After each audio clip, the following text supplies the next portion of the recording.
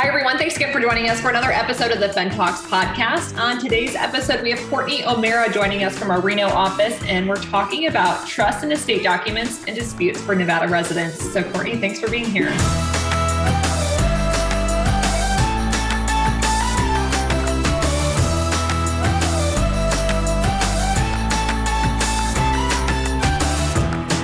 So, Courtney, I'm sure there are a number of people out there that haven't had the opportunity to meet you. They may be familiar with the fact that the firm does trust and estate documents, but they may not know that we have team members that specifically work on trust and estate disputes and litigation. So would you mind just sharing a little bit more about your background and more specifically what you do to help different members within the Nevada community? Sure. So I've been practicing in Nevada since 2007 when I finished a judicial clerkship.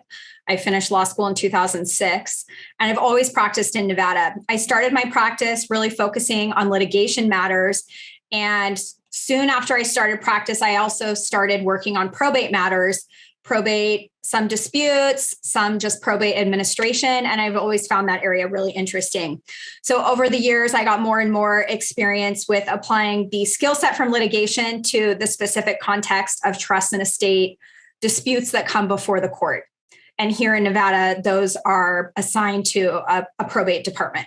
The one thing that we've noticed, the Trust and Estates Department and even you and your team, you've been incredibly busy over the last 24 months. While family members and other individuals have been navigating COVID-19, there's been a number of inquiries that we've received and a heightened awareness around the importance of having a trust or a will.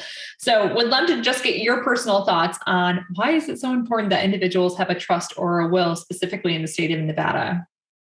Right. Well, everyone needs to remember that even if you have not consciously sat down and made out your estate plan, whether working on your own or with an attorney, you already have an estate plan. Under our Nevada revised statutes, there are default provisions that will apply and govern who gets your property if you pass without a will or a trust. And that may or may not match what you want to happen, especially if you have minor children. They would get full control of that property in most instances when they turn 18. Not all 18-year-olds are mature enough for that situation, especially depending on the type of wealth that we're considering. And it might not be the result you intend, depending on your family situation, if you have an unmarried partner, or people you want to include in your plan who are not your default blood relatives that would get your property under our statutes. Something else that seems to be popping up, and maybe it's just me, but I've seen just a number of instances in which individuals or family members have experienced a situation where that family member is under the influence or they don't have the ability to make those decisions on their own anymore. So in those instances, do you have any specific tips or strategies for those tuning into this episode?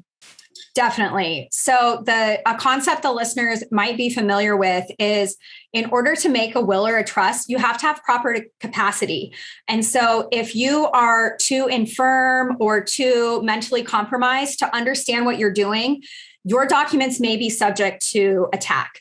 So ideally, planning is done at a time when someone is mentally well and healthy and free of undue influence.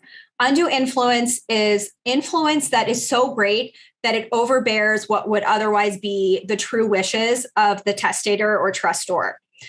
And when we're talking about capacity, the capacity to make a will, and most courts would say to make a simple trust that is an alternative to a will or a complement to it as a probate avoidance tool, it's pretty low. You need to know who are your family and what property do you have. So who would inherit your property if you did nothing? And what do you own? If you don't have a grasp of those two factors, then your documents are really going to be vulnerable to attack. And people are going to be able to say, Grandma didn't know what she was doing when she made this amendment to her trust. And so it's void. And you don't want to be in a situation where your documents are being attacked down the road.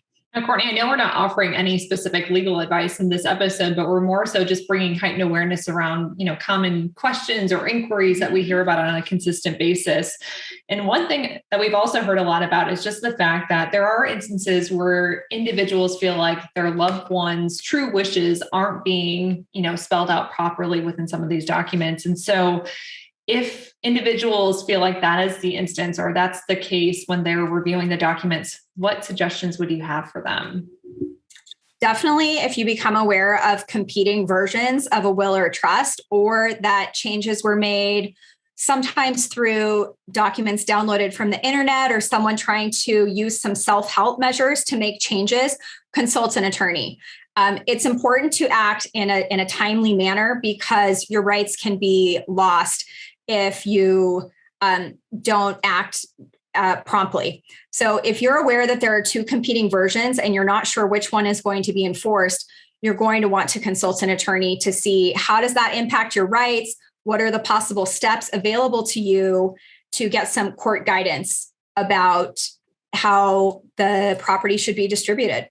Now let's talk about maybe there's some contests out there that we may become aware of, whether that's, maybe we're aware of other documents that exist or, either or family members that have brought to our attention, some potential concerns. Do you have any specific suggestions for our listeners as it relates to those scenarios? With competing documents? Yeah, again, it's not going to be obvious to a layperson what to be looking for necessarily. Oftentimes when people contact me, they have some sense that something is off about the document, but because they don't spend all day thinking about what makes a will or a trust valid and enforceable and what are the situations that make it vulnerable to attack, they're not zeroed in on those issues. Oftentimes these disputes start to emerge among adult siblings, and there can be some complicated family dynamics at play as well. So it's important to make sure that you have your own advocate that can explain how this impacts your rights and how to proceed correctly to not jeopardize what property you might otherwise get under those documents. For instance, many documents include what's called a no contest clause, and it can be enforced depending on the jurisdiction and the wording of the clause itself. And so people are prudent to proceed cautiously in how they characterize their claims, and an attorney can help you figure out the best way to structure that. So communication is not necessarily the strongest when it comes to some of these family situations. And, let's say someone's in the situation where they feel like the fiduciaries are not sharing all the information or they're not following the rules some way, somehow. At what point would you encourage listeners to reach out to an attorney? Well, it's always less expensive to try to solve things yourself. But again, if you have a situation where the fiduciary, say the trustee, is not sharing any information, you might not have any other choice but to retain an attorney to think through what are your options and sending a demand letter and demanding certain information. And if the fiduciary doesn't comply with their obligations under the statutes, it might have to be brought to the court's attention. Typically, there are more conservative measures we can take at the beginning, trying to persuade the trustee to get an attorney and get some better advice about complying with their obligations. But it's not obvious to people who don't do this professionally. Many times the people serving as successor trustees are just the oldest child of the family or whoever the trustors thought would be most responsible in the situation. They're not professional fiduciaries, and they might need advice of counsel about what are their duties, what forms do they need to complete, what steps do they need to take before distributing assets to protect themselves and avoid incurring liability. So it can come from both sides, both the side of the beneficiaries and the side of the trustees, needing to understand what should be happening and getting counsel about that.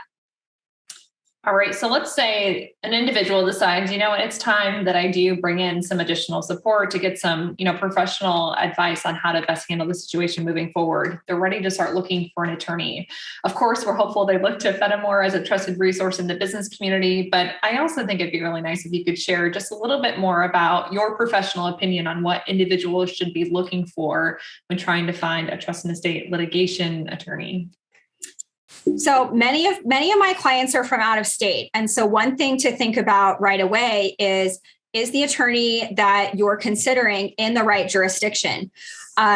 If the trust is governed by Nevada law, even if everybody involved lives in California or Washington, you're going to want to consult someone who practices in Nevada, not only because of the particular laws and experience with our laws, but the community of attorneys who practice in this area is not terribly huge. And so we do rely on the professional relationships we have with one another that can be an asset for our clients to work things out. Typically, when I get a call and I ask, well, who's involved on the other side, I know the name right away and can use that good relationship to at least get additional information, if not help the client determine what is going to be their path forward. What are they up against? Is this going to be met with resistance at every turn, or might there be an opportunity to make a compromise? Now, Courtney, I know we discussed, your personal passion projects are helping individuals and families with navigating the litigation aspect, but if they need help with anything else related to trust and estates, we do have a robust team. And I just want to confirm, so if they do have some questions, can they still reach out to you, even if it's not necessarily litigation related? Of course. And that's really a strength of Fennemore is our deep bench.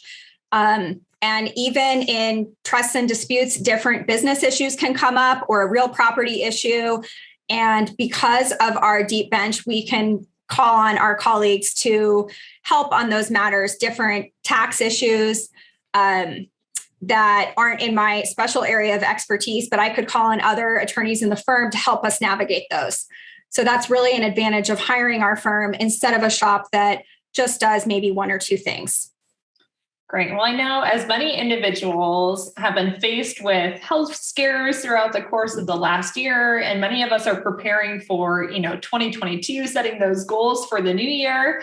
This may be something specific that they want to take a hard look at, and something that you may want to look at consulting a legal professional. So, Courtney, really appreciate all your help with tackling this specific topic. As we look to wrap up today's conversation, is there anything else that you'd like to leave our audience with?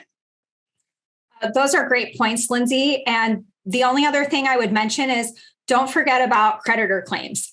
If someone that owes you money has passed away, you need to act promptly to determine what are the deadlines applicable to making your claim. They might not be what you assume. And if you don't act timely, your rights could be lost. So that's another tip when people are passing, especially unexpectedly, to kind of evaluate if there's a claim you need to make and make sure that it's made on time.